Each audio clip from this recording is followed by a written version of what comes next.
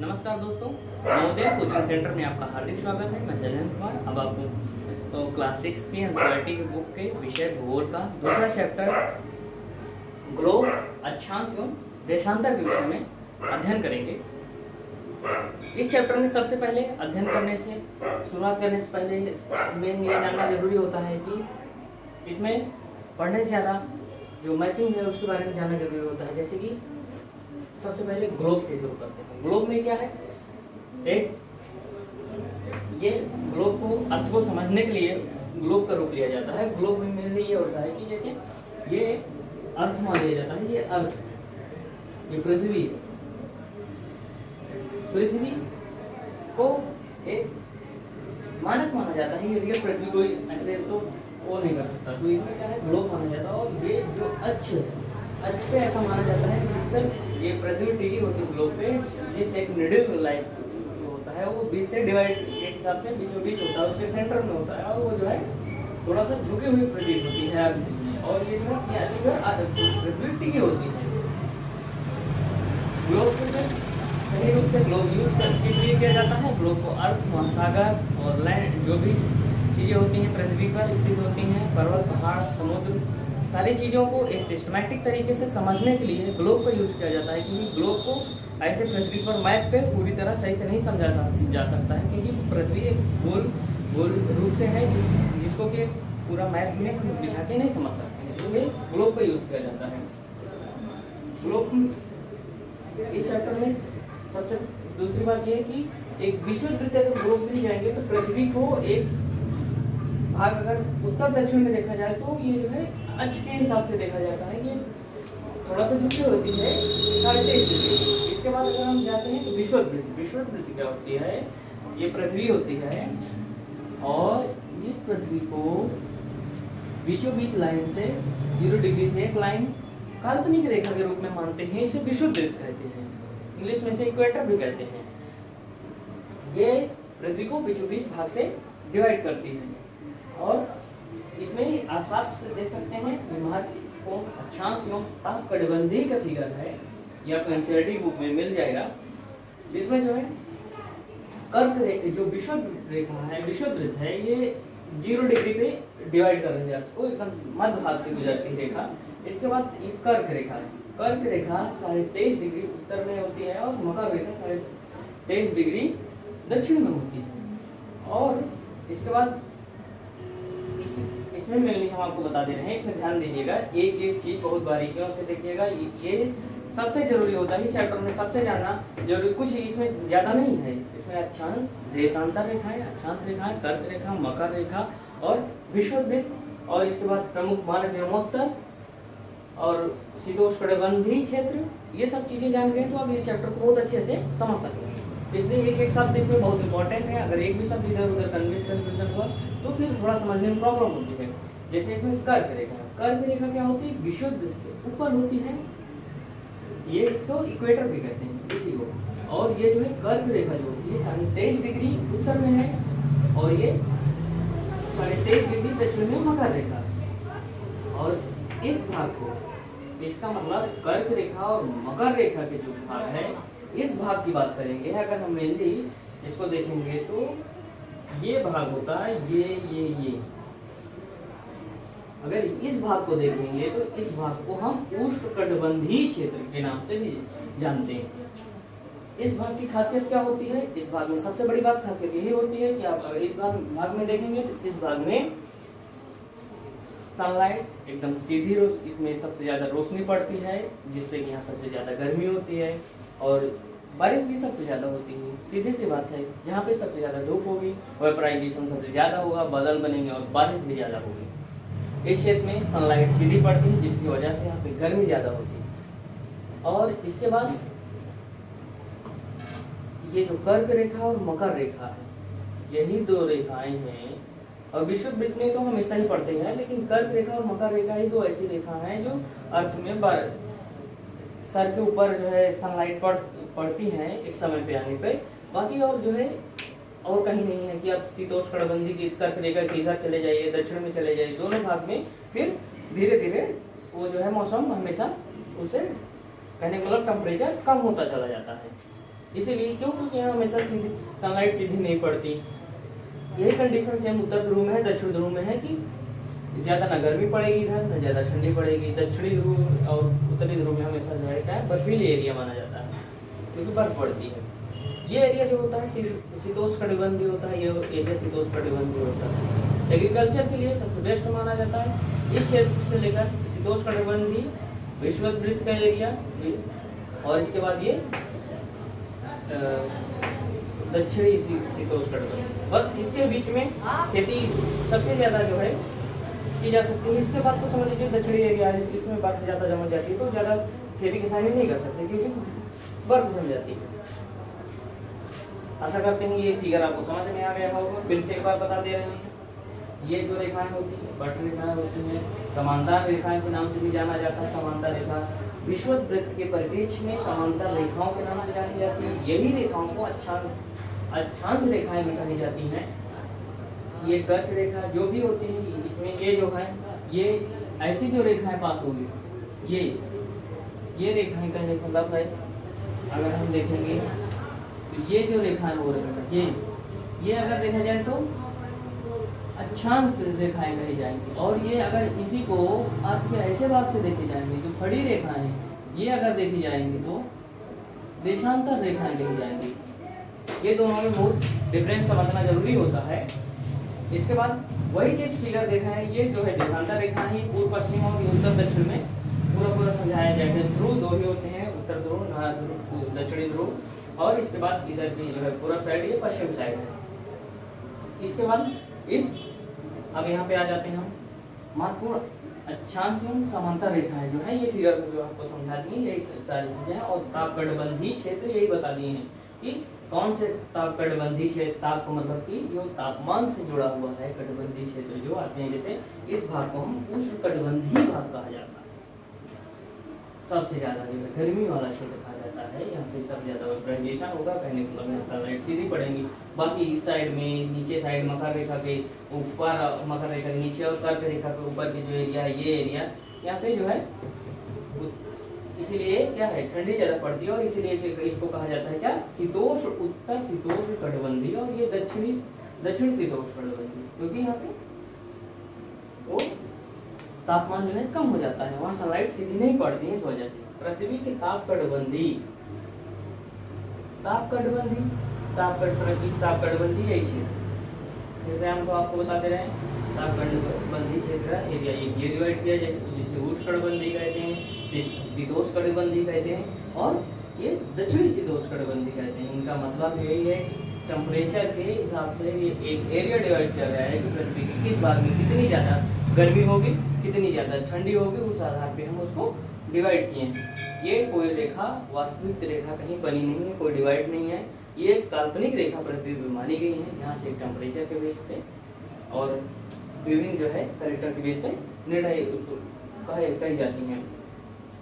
देशांतर रेखा है, देशांतर रेखा को बता दिए हैं, उत्तर से दक्षिण की ओर ये होती हैं, मतलब कि उत्तरी ध्रुव को दक्षिणी ध्रुव से जोड़ने वाली जो भी रेखाएं होती हैं वो देशांतर रेखाएं कही जाती हैं। और अक्षांश रेखाएं सदैव पूर्व से पश्चिम दिशा की ओर होती हैं, अर्थात ये दिशाएं जो होती हैं, अगर इसे डिवाइड कर दें तो ये रेखा जो बनेगी वो जो है अक्षांश रेखाएं कहेंगे, लेकिन उत्तर से दक्षिण को जोड़ने वाली जो भी रेखाएं होती हैं वो देशांतर कही जाती हैं। देशांतर में क्या होता है, इसमें सबसे एक बात, खास बात देशांतर में जानने की ये है कि 180 डिग्री पश्चिमी और 180 डिग्री जो ये जाके यहाँ से मिल जाती हैं, एक समय आता है ये मिल जाएगी दोनों तरफ से, तो 180 डिग्री पश्चिमी और 180 डिग्री पूर्वी रेखाएं एक ही लाइन पे स्थित होती हैं। ये रोचक तथ्य जानने वाली बात है कि पूर्वी देशांतर और पश्चिमी देशांतर वो भी 180 डिग्री सेम जो है लाइन पे होती है। और पृथ्वी से पूर्व से पश्चिम पे जो देशांतर, एक बात और इसमें पृथ्वी के बारे में बता देंगे, पृथ्वी हमेशा जो चक्कर लगाती है वो पश्चिम से पूर्व की दिशा की ओर चक्कर लगाती है। और प्रमुख यमोत्तर क्या होते हैं, पहली बात यमोत्तर क्या होते हैं, यमोत्तर किसी भी देश का एक फिक्स जगह पे, एक ही जगह पे, छोटे एरिया में ये अक्षांश सेम हो, अक्षांश रेखाएं जो भी अक्षांश रेखाएं होती हैं देशांतर होती हैं सेम हो, ऐसा पॉसिबल नहीं। भारत के केस में देख लें, उत्तर दक्षिण पूर्व पश्चिम जो भी फैला है प्रसार है, जितने बड़े देश होंगे उतने डिफरेंस आएंगे वहाँ के अक्षांश रेखाओं में और देशांतर रेखाओं में। और अक्षांतर और देशांतर रेखाओं को बार बार इसलिए फोकस डाल रहे हैं क्योंकि इन्हीं के हिसाब से टाइम का जो है अंतर बढ़ जाता है, क्योंकि जितना ज़्यादा इनमें अक्षांश और देशांतर रेखाओं में टाइम दूरियां बढ़ती जाती हैं उसी के हिसाब से टाइम में अंतर बढ़ते जाते हैं। अगर देखेंगे टाइम के अगर मिलेंगे प्रमुख जो है देशांतर और समय जो है देशांतर ये प्रमुख यमोत्तर क्या होती है? प्रमुख यमोत्तर 0 डिग्री को माना जाता है, जो पृथ्वी के बीचों बीच से लाइन गुजरती है वो 0 डिग्री पे होती है, वही प्रमुख में यमोत्तर मानी जाती है। वहीं से यानी कि टाइम का निर्धारण किया जाता है, मतलब कि जनरली टाइम को रिलेटेड किया जाता है। अगर यहाँ 0 डिग्री के हिसाब से लिया जाए तो ये लंदन के समय से, अगर यहाँ लंदन में आता है 0 डिग्री में, तो लंदन समय भारत के समय तुलना कंपेरिजन की जाती है तो भारत के समय में और लंदन के समय में 5.5 घंटा का अंतर आता है, यानी 5 घंटा 30 मिनट का अंतर आता है। और यही चीज हम देखेंगे कि देशांतर और समय में देखेंगे कि पूरा एक जो है सर्कल के रूप में लेते हैं तो 360 डिग्री होती है। उसी बेस पे हम अगर टाइम को डिवाइड कर लें तो जो अर्थ है वो 24 घंटे में क्या होते हैं, दिन होते हैं, रात होते हैं, उसी हिसाब से अगर उसको डिवाइड कर रहे हैं तो अगर सारी चीज घटनाओं को लेकर करते हैं तो 24 घंटे में 360 डिग्री घूम जाती है। उसी हिसाब से हम एक घंटे में 15 डिग्री होगा और 4 मिनट में 1 डिग्री पृथ्वी घूमेगी। ये समय का अंत जो है समय को जो है डिग्री में जो है कभी निकालने का वो जो है एक फार्मूला बेस पे देखा जा सकता है कि 4 मिनट में 1 डिग्री, 4 मिनट बराबर 1 डिग्री जो है अर्थ जो है रोटेट कर जाता है। ये उसका जानने का है। और देशांतर और देशांतर समय का मतलब ये है कि देशांतर और समय का कैसे देशांतर से समय में अंतर पड़ जाता है। अगर इसको हम देखेंगे तो देशांतर और समय में क्या होता है, एक देश में उसके जिस हिसाब का देश होगा, जितना बड़ा होगा उसी हिसाब से उसके देशांतरों में अंतर आएगा। अगर उसमें समय में देखेंगे तो अंतर आ जाएगा। जैसे कि अगर हम भारत पे ले, भारत में क्या होता है, सीधे अगर ले लेंगे तो एक जैसे कर्क रेखा गुजरने पर इधर से ये अक्षांश को ले लिए, यहाँ से कर्क रेखा गुजर रही है, इसके बाद एक तरफ क्या आ जाता है, जैसे कि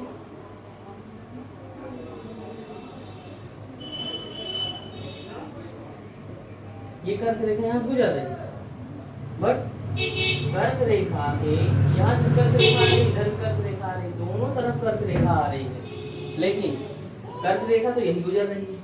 बट टाइम का निर्धारण जो देशांतर से होता है उसमें अगर देखेंगे कि देशांतर में जैसे इधर गुजरात है इधर असम, दोनों के टाइम में गुजरात के द्वारिका और असम के डिब्रूगढ़ में 1 घंटा 45 मिनट का अंतर है। और 1 घंटा 45 मिनट के अंतर में किसी भी देश में मानक यमोत्तर इसलिए माना जाता है क्योंकि अगर मानक यमोत्तर नहीं मान लेंगे, मान लीजिएगा कि कोई भी जो भी लोग, कोई कानपुर में है, कोई इलाहाबाद में है, मान लीजिए कोई असम में है, कोई गुजरात में है, तो इसमें क्या होगा, अगर जो इलाहाबाद में है और जो गुजरात में है और जो असम में है, अगर यहाँ से बोल दिया गया 7 बजे हम जो है हमें जाना है यहाँ पर, तो वो भी बोले हाँ 7 बजे निकलना है, किसी टाइम को अगर निर्धारण कर लिए तो वहाँ के 7 बजने से, यहाँ 7 बजने से और द्वारका के 7 बजने से, असम के, गुजरात के और द्वारका के तीनों जगह देखेंगे तो बहुत बड़ा समय का अंतर आता है। तो हर देश क्या मानते हैं, एक मानक यमोत्तर माना जाता है। जैसे भारत का भी मानक यमोत्तर जो माना गया है 42 डिग्री 30 मिनट का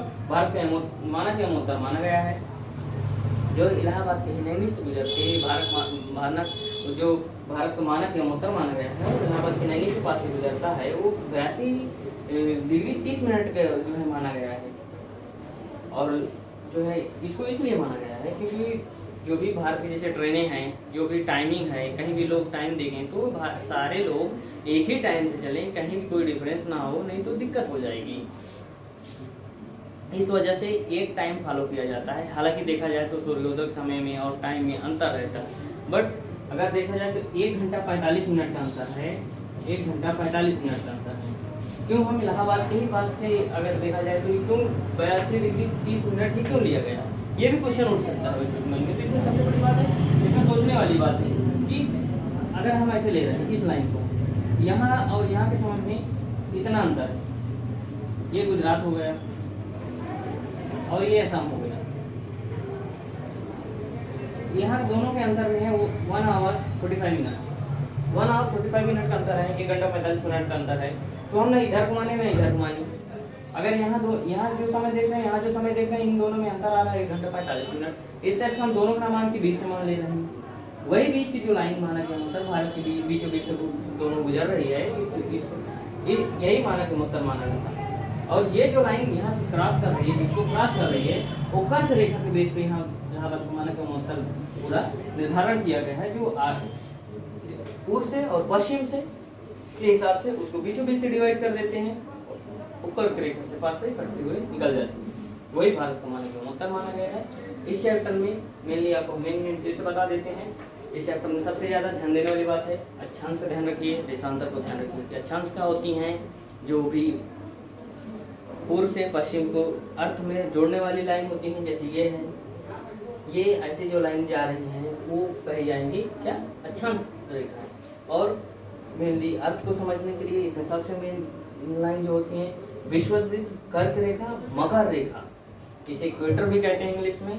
और ये जो एरिया होता है उष्णकटिबंधीय एरिया होता है, ये शीतोष्णकटिबंधीय एरिया होता है, और ये उत्तर शीतोष्ण, ये दक्षिण शीतोष्ण, ये दक्षिणी ध्रुव, ये उत्तरी ध्रुव होता है। और देशांतर जो होती हैं सदैव उत्तर से दक्षिण की दिशा की ओर चलती हैं। और एक खास बात, सबसे विशेष बात यह है कि 180 डिग्री जो है पूर्व और 180 डिग्री पश्चिम देशांतर जो रेखाएं हैं वो एक ही लाइन पे स्थित हैं। ये भी एक जानने की है। और ग्रिड क्या चीज होती है ये भी बहुत जानना जरूरी होता है। इसमें ग्रिड के बारे में क्या होता है कि जैसे अक्षांश और देशांतर रेखा एक ही जगह पर अगर आप कहीं जाना चाहते हैं तो सबसे पहली बात है कोई लाइन होगी, सीधे जाएंगे, फिर कहीं मुड़ेंगे, कुछ होगा। तो इसमें क्या होता है जानना, अगर एग्जैक्ट पोजीशन पे हम कहीं ऐसे जा रहे हैं, फिर ऐसे जा रहे हैं, फिर ऐसे जा रहे हैं, फिर यहाँ पहुँच रहे, अगर इस लाइन को अगर हम छोटे छोटे पार्ट में डिवाइड करेंगे और फिर नंबर डाल के देखेंगे तो इस पोजीशन की भी कोई जो है पोजीशन एग्जैक्ट पोजीशन आ जाएगी। सही जगह जानने के लिए ग्रिड का यूज किया जाता है। ग्रिड जो है अक्षांश और देशांतर रेखाओं का एक जाल होता है, रियलिटी जाल कहीं नहीं होता है, वो सब इमेजिनरी लाइन होती हैं। उम्मीद करते हैं चैप्टर आपको पूरा क्लियर हो गया होगा। इसमें विशेष कुछ नहीं है, लेकिन कुछ सब ध्यान देने वाली बातें हैं। जो रेखाएं हैं, जो देशांतर है, मानक एवं उत्तर है, प्रमुख मानक एवं उत्तर 0 डिग्री पे होता है, बाकी सारी चीजें ऐसे ही हैं, कुछ इसमें वो नहीं है। उम्मीद करते हैं आपको ये चैप्टर अच्छा लगा होगा और आप समझ गए होंगे। अगर हमारा चैप्टर आपको समझ में आ गया हो और हमारी वीडियो अच्छी लगी हो तो प्लीज़ हमारे चैनल को सब्सक्राइब करिए, लाइक करिए एंड शेयर करिए। बहुत बहुत धन्यवाद। इसको दूसरे बच्चों तक शेयर कर दीजिए जिससे दूसरों को लाभ हो सके।